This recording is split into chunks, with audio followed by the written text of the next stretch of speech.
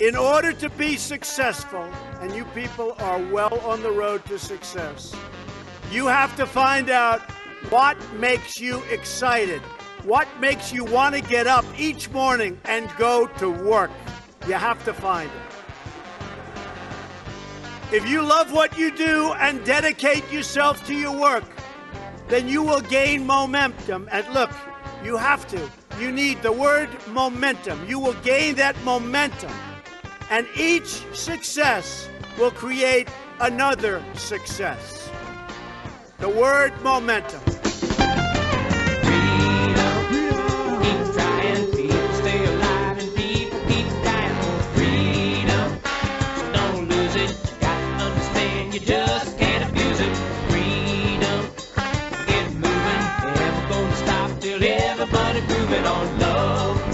And he did this for 20 years, and then he was offered a lot of money for his company.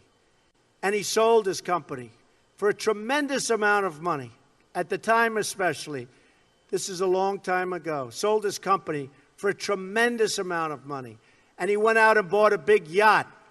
And he had a very interesting life. And he said, Donald, I lost my momentum.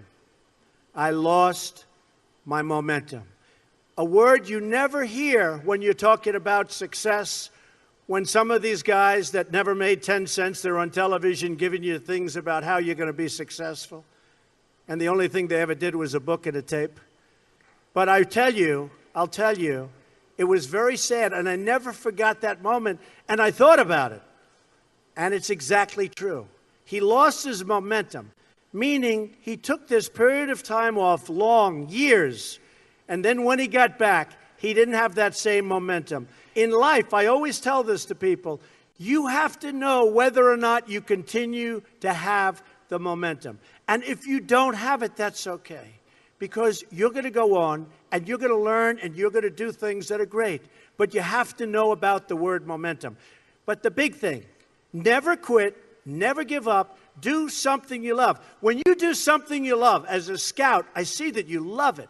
But when you do something that you love, you'll never fail.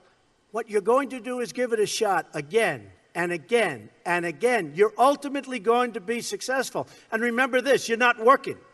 Because when you're doing something that you love, like I do, of course I love my business, but this is a little bit different. Who thought this was going to happen? We're, having a good time. We're doing a good job.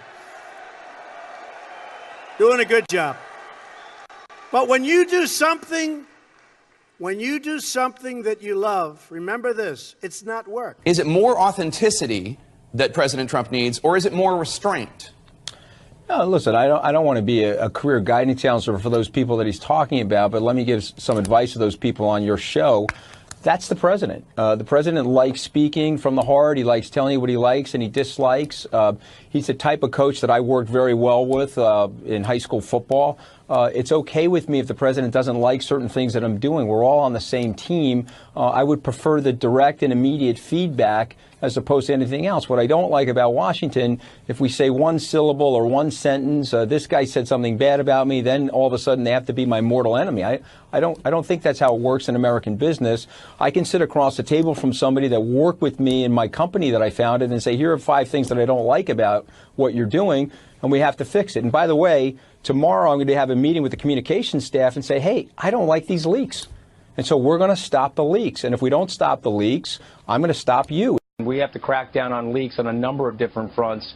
There seems to be some holdovers, political holdovers from the Obama administration that are not helping. I'm certainly have the full responsibility here in the comms shop, which I do believe will get corrected shortly. And so, yes, I do think that the leaks are a problem. People are suggesting I'm going to try to get the leaks down to 0. That is absolutely impossible in Washington. I'm learning a little bit about this town. But what I do want to have happen is that people that report to me, if there are senior people inside the administration that are trying to get them to leak information on each other, we're getting that to stop right now, because that does not serve the president. It doesn't serve his agenda. It's an indictment on the institution of the presidency. It makes all of us look bad.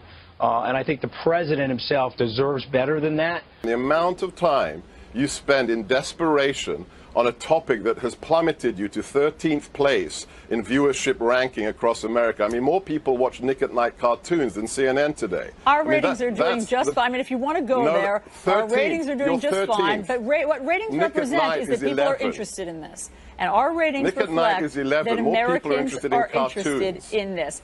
Look, I'm more sure people are interested in cartoons than CNN, and that we've made the requisite statements. And in comparison to what other political candidates did, especially Hillary Clinton, it is very strange that CNN is obsessing on those who did nothing inappropriate and has nothing to say about people who are doing pay-for-play, who are involved in selling 20% of our uranium to Russia when their husband is getting a $500,000 speaking fee.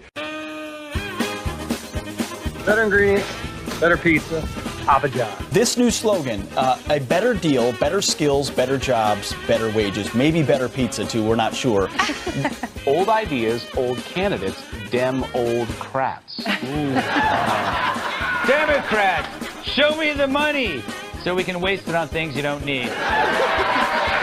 Okay, ladies and gentlemen, you're in for a big treat today. Three-term congressman from Taylorville, Illinois, ranked 23rd out of 437 for getting things done in Congress. Hello, Rodney. Hello, Weinbaum. Rodney Davis, all the way from Illinois, you're calling from Washington, D.C. You just heard your fellow representative, Maxine Waters, who I believe is running for president in 20. If Trump goes back to the private life, will you run against her? I'm expecting President Trump to run for a second term and look forward to supporting him doing that. But can he beat Maxine Waters? Oh, absolutely. Here's my take on you. You know what? You're a good guy, but you're one French fry short of a Happy Meal.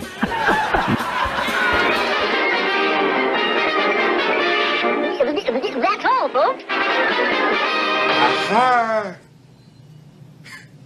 Aha! What do you know from funny, you